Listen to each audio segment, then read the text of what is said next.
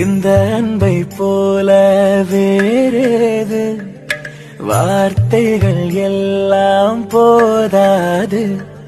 எந்த ஊரில் வாழ்ந்திடும் போதும் பறவை சொந்த கூட்டை மறந்திடுமா?